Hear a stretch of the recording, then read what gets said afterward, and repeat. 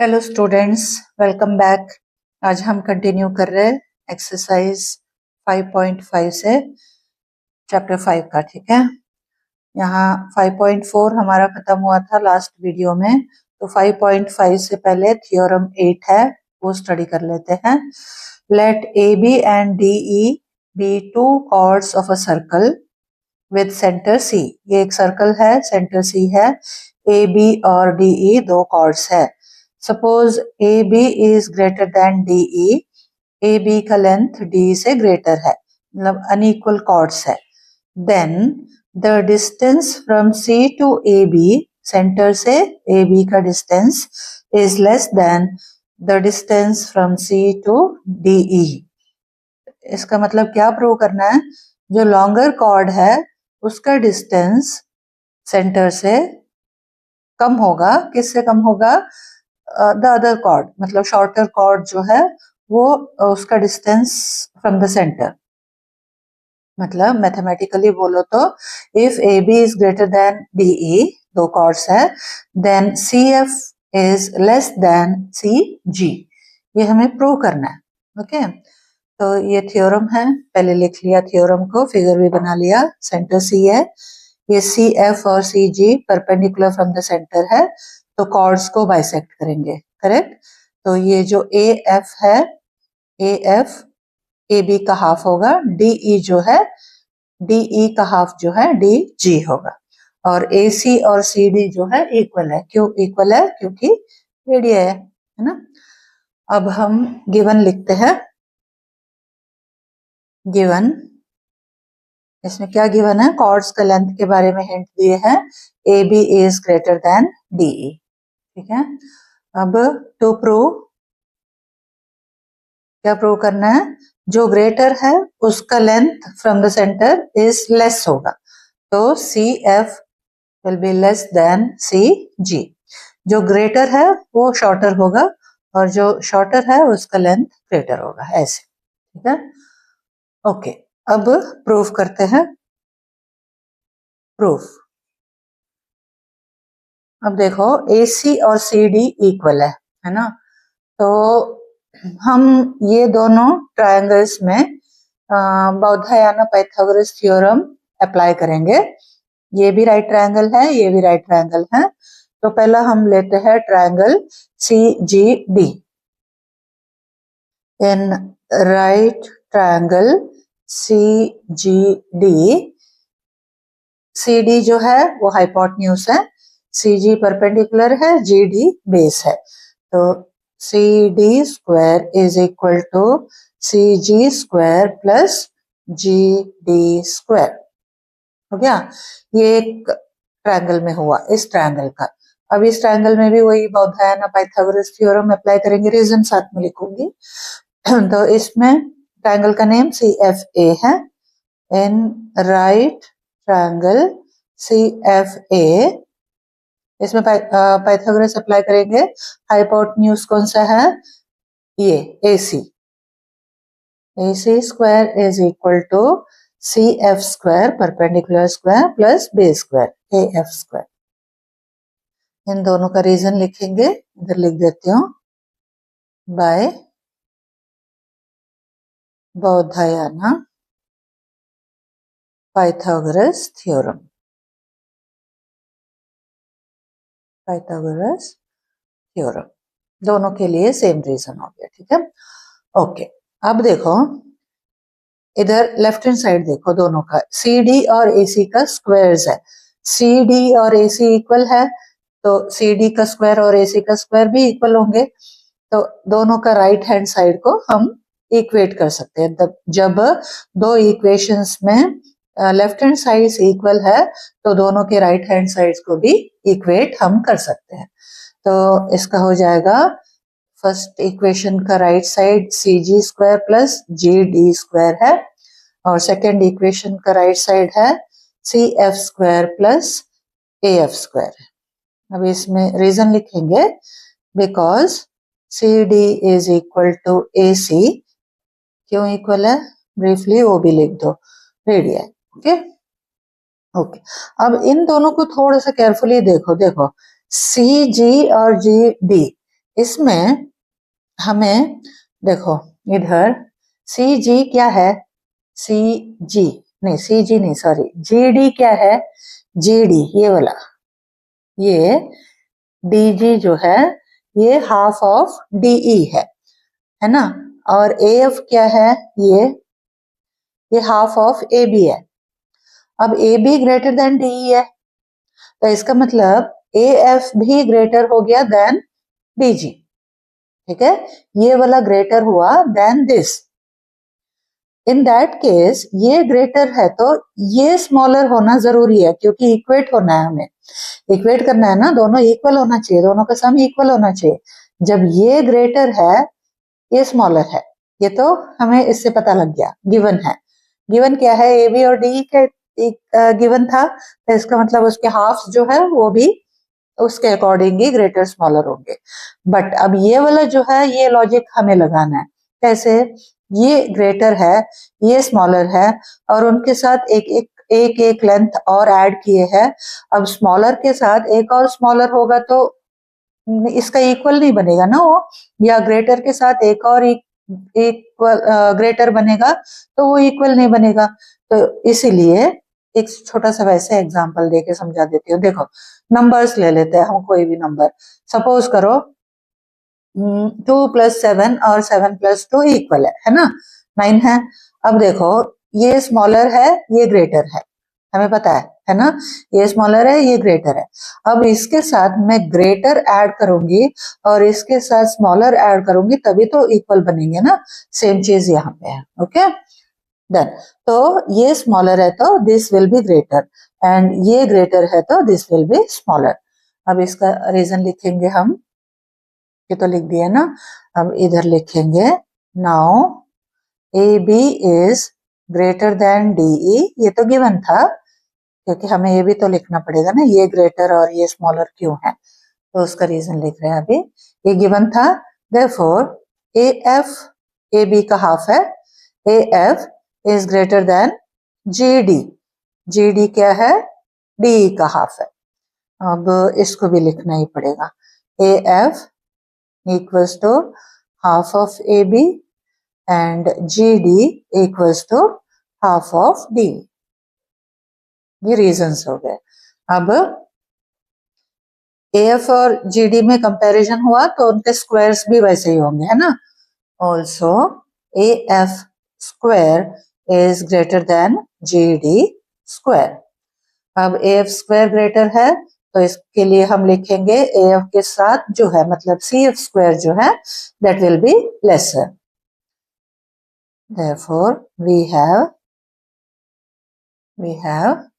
AF square CF square less than CG square। समझ आ गया ना, ये ग्रेटर है तो ये स्मॉलर होगा, ये ऐसे CF square less than CG square। अब जब स्क्वायर्स में कंपैरिजन हुआ तो इसके रूट्स में भी होगा, therefore CF is less than CG। Next हम करते हैं अब exercise 5.5। Question number 1, find the length of the chord of a circle where the radius is 7 centimeter and perpendicular distance, ये सेंटर से है ठीक है, is 6 centimeter। तो ड्रॉ कर लेते हैं पहले, हमेशा फिगर ड्रॉ कर लिया करो, बहुत कुछ क्लियर हो जाता है उससे और कैलकुलेशन भी इजी हो जाता है, सॉल्यूशन इजी हो जाता है। ओके तो देखो सेंटर हम नेम करते हैं O और एक कॉर्ड बना लेते हैं, है ना, इसको भी नेम करो AB। अब इसका रेडियस कितना बता रहे हैं 7, तो ये तो रेडियस हुआ ना AO 7 सेंटीमीटर, इसे बना लिया करो। फिर क्या बोल रहे हैं, परपेंडिकुलर डिस्टेंस मतलब कॉर्ड और सेंटर का बीच का परपेंडिकुलर लाइन, ये बन गया, इसको भी नेम कर दो कुछ भी, L कर दो। ओके अब ये डिस्टेंस कितना है 6 सेंटीमीटर है, ये 6 सेंटीमीटर, तो हमें क्या निकालना है, कॉर्ड का लेंथ निकालना है। समझ आ गया होगा आप लोगों को, बौद्धायन पाइथागोरस थ्योरम लगाएंगे इसमें, तो इसमें बेस निकल आएगा AL, है ना, ए ट्रायंगल है, AL आ गया तो फिर थ्योरम लिखेंगे, कौन सा वाला, perpendicular from the centre bisect the chord, तो इसका मतलब ए एल और बी एल इक्वल है। जब ए एल मिल गया हमें तो उसको ट्वाइस कर देंगे तो ए बी का लेंथ मिल जाएगा। ओके ओके, अभी लिखते हैं हम इसको प्रॉपरली। ओ एल गिवन है 6 सेंटीमीटर, ओ ए गिवन है 7 सेंटीमीटर, और ओ एल जो है परपेंडिकुलर टू ए बी है। ओके, अब ट्रायंगल लिखते हैं। इन राइट ट्रायंगल क्या है? O L A, O L A. Hypotenuse क्या है? O A square is equal to perpendicular base O L square plus A L square. Okay, O L, O A कितना है? 7, O L कितना है? 6 plus A L तो हमें find करना है। 49 माइनस 6 का स्क्वायर हुआ 36 equals to A L square. तो ए एल स्क्वायर कितना हुआ? 13 है ना। 49 माइनस 36, हमें ए एल चाहिए तो स्क्वायर रूट ऑफ 13 होगा। डेसिमल में कन्वर्ट करने से समझ जाओ, ये हो गया। अब हमें फाइनली फाइंड क्या करना है? ए बी का लेंथ। तो हम लिखेंगे therefore A B is equal to twice of A L equals to twice of root 13। इतना क्या है? सेंटीमीटर्स। बट इसका रीजन लिखना जरूरी है, बिकॉज क्या लिखेंगे? A L is equal to B L, और वो क्यों है? Perpendicular from the centre bisects the chord. इन सब में थ्योरम्स वगैरह बहुत अच्छे से याद होना चाहिए, तब जाके इजीली अप्लाई कर सकते हैं। ये आ गया 2 root 13 centimetre. Next question number 2, explain why the following statement is true.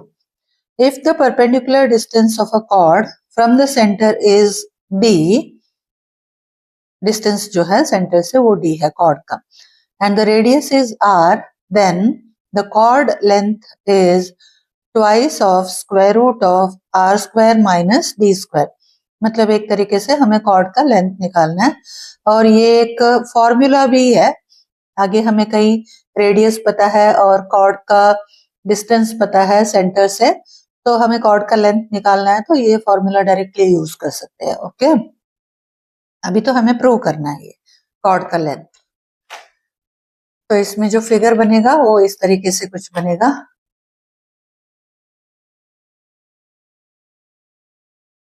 ये सर्कल हो गया, सेंटर ओ लेते हैं और कॉर्ड को हम ए बी मार्क कर लिए। अब ये जो कॉर्ड का डिस्टेंस है सेंटर से वो डी दिए है, तो वही लेना है हमें, और रेडियस कितना दिए है? आर दिए है। अब हमें कॉर्ड का लेंथ को प्रूव करना है, twice of square root of R square minus D square.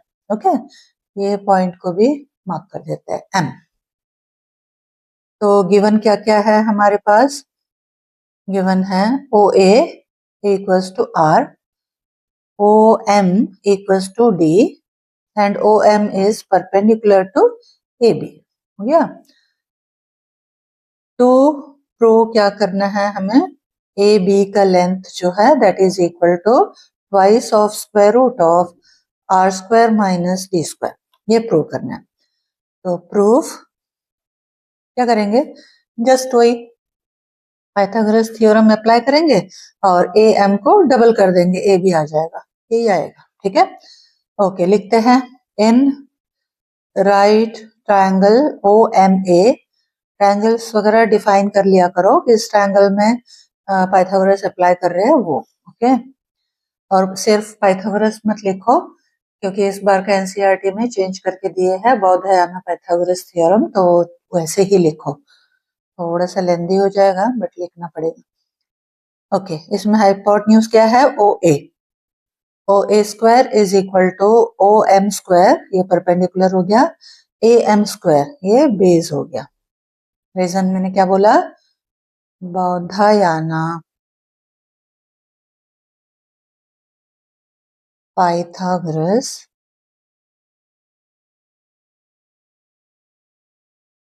Theorem. ठीक है, ओके। ओ ए कितना है? आर है, आर का स्क्वायर हो गया। ओ एम कितना है?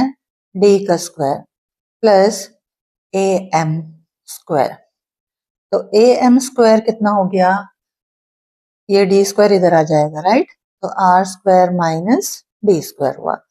ए एम क्या हुआ, इसका स्क्वायर रूट, बट इंडिविजुअली निकालने मत जाओ, आर माइनस डी मत लिखना, ये एक एक्सप्रेशन है, तो इसका स्क्वायर रूट ऐसे ही लिखना पड़ेगा। हो गया, ये तो ए एम हुआ। और we know that perpendicular from the centre bisects the chord, इसका मतलब ए बी जो है वो ट्वाइस ऑफ ए एम है।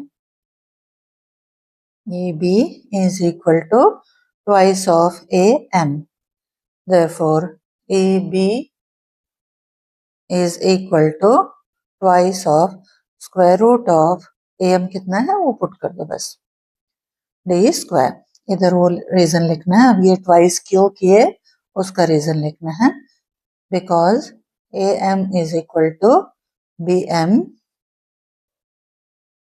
Perpendicular from the centre bisects the chord. Hence the given statement is true. Hence पूछ रहे थे ना ये इक्वल है या नहीं, इसका इक्वल है या नहीं। Hence the given statement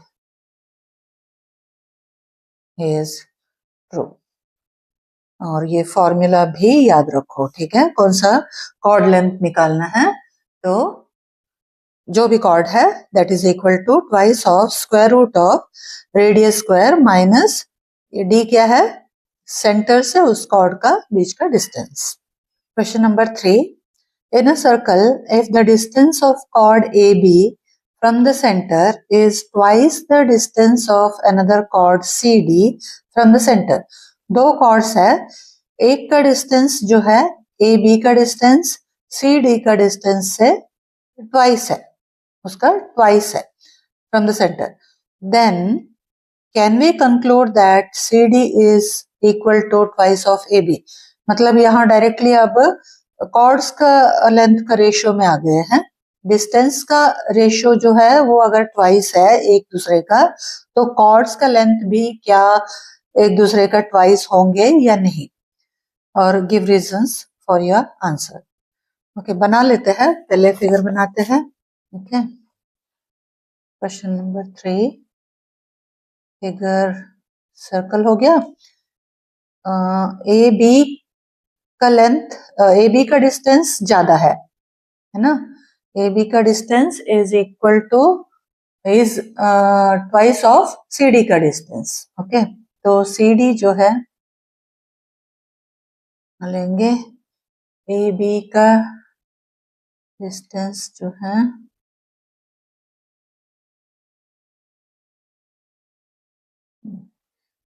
तो सी डी यहाँ लेते हैं, ए बी यहाँ लेते हैं। ओके, अब ये जो डिस्टेंस और इस डिस्टेंस की बात हो रही है यहाँ पे, D1 ले लेते हैं इसको, डिस्टेंस 1। ओके, इसको डिस्टेंस 2 ले लेते हैं, तो ये जो D1 है D2 का ट्वाइस है, समझ आ गया ना। सी डी का डिस्टेंस फ्रॉम द सेंटर ये D2 है, ए बी का distance from the centre D1 है, और D1 जो है मतलब ए बी का डिस्टेंस जो है ट्वाइस ऑफ सी डी का डिस्टेंस है। तो गिवन में सबसे पहले तो हमारा ये डिस्टेंस का रेशियो ही आएगा। तो क्वेश्चन ये पूछ रहा है कॉर्ड लेंथ निकालना है हमें, कॉर्ड लेंथ निकाल के वही रेशियो क्या सी डी और ए बी में भी फॉलो होता है या नहीं, ये बताना है हमें। ओके, पहले हम सर्कल और कॉर्ड्स को डिफाइन करते हैं। Let the distances of chords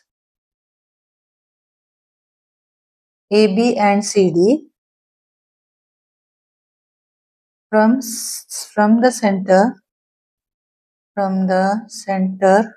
O B, AB का हमने लिया है D1 और CD का लिया है D2 रेस्पेक्टिवली। ये हो गया। अब अकॉर्डिंग टू क्वेश्चन क्या कंडीशन था, also D1 is equal to twice of D2, ये गिवन है, ठीक है। अब देखो, अब हमने एक थ्योरम किया था, है ना, अगर ये डिस्टेंस ज्यादा है तो इसका मतलब ये कॉर्ड जो है ए बी जो है वो दूर होना चाहिए, और जितना डिस्टेंस कम होता है सेंटर से उतना कॉर्ड जो है वो पास होगा, है ना। ये डिस्टेंस कम है, इसका मतलब कॉर्ड पास होगा, और वो साइड लेंथ भी उसका ज्यादा होना चाहिए, ठीक है। तो D1 is greater than, D1 is equal to twice of D2 हो गया, और AB जो है, देयरफॉर लिखो AB जो है फार्दर हो गया, क्यों, इसका डिस्टेंस जो है वो ज्यादा है, तो इसका मतलब ये दूर है, ये डिस्टेंस कम है, इसका मतलब ये पास है। AB is farther from the center than CD. Okay okay. अब नेक्स्ट में क्या लिखेंगे, अब हमें ये पता लग गया कि ये दूर है, ये पास है, ठीक है, और हमें ये भी पता है जो पास होता है वो उसका लेंथ जो है वो ज्यादा होता है ना, तो CD जो है नियरर टू सेंटर है, तो CD का length must be greater then AB, अभी हमने थ्योरम किया था। Therefore, CD must be greater than AB. क्यों, रीजन लिखेंगे, the chord nearer to the center is longer. जो पास है वो लेंथ में ज्यादा होता है, ठीक है, तो ये पास है, इसका मतलब CD लॉन्गर है, बट इससे ये तो नहीं पता लगा ना कि ट्वाइस है, ग्रेटर है, ये इसका लेंथ ज्यादा है, ये तो पता लग गया, बट इससे ये नहीं बता सकते हैं कि CD ग्रेटर देन AB है, बट एग्जैक्टली ट्वाइस है या नहीं, ये नहीं पता लगा। अब हम क्या करेंगे, कॉर्ड लेंथ निकाल के देखते हैं। कॉर्ड लेंथ का फॉर्मूला हमने यहाँ पे किया था, ये देखो प्रीवियस क्वेश्चन में, और मैंने बोला भी था ये याद रखो, chord length is twice of square root of R square minus D square, D मतलब यहाँ पे डिस्टेंस फ्रॉम द सेंटर है, ओके। अब फॉर AB के लिए chord length AB is equal to twice of square root of R square minus D square होता है। अब AB के लिए D क्या है, D1 होगा, ठीक है, R स्क्वायर माइनस D1 का स्क्वायर हो गया। अब इधर हमने ये लिखा है ना, D1 is equal to twice of D2 है, तो एक ही यूनिट में कन्वर्ट करेंगे दोनों को, तभी तो कंपैरिजन पॉसिबल है। तो R स्क्वायर माइनस D1 को रिप्लेस करेंगे ट्वाइस ऑफ D2 से, twice of D2 square equals to 2 into R square minus 2 का स्क्वायर 4 हो गया, D2 स्क्वायर, ये रखो। अब हम निकालते हैं CD का लेंथ फॉर CD, दोनों का लेंथ निकल जाएगा तो पता लग जाएगा कि ट्वाइस है या नहीं। तो CD is equal to, again same formula apply कर दो, R square minus D square, और CD के लिए D क्या है, CD के लिए D जो है वो D2 है, और D2 को तो D2 ही लिखेंगे, ये भी D2 में आ गया, ये भी D2 ही लिखेंगे, D2 का square, correct, equals to 2 into R square minus D2 square, ऐसे ही रहेगा। अब इन दोनों को कंपेयर करके देखो थोड़ा, ये twice of R square minus 4D2 square है, और ये twice of square root of R square minus D2 square है, तो ट्वाइस तो है ही नहीं है ना, ये इसका ट्वाइस तो है ही नहीं, therefore CD is not equal to twice of AB, यहाँ से स्टेटमेंट होगा। तो यहाँ हो गया हमारा एक्सरसाइज 5.5 खत्म। Thank you for watching, channel को प्लीज सब्सक्राइब कर दो, वीडियोस को अगर सही लगता है, वीडियो समझ आता है तो लाइक कर दो प्लीज। Okay, thank you.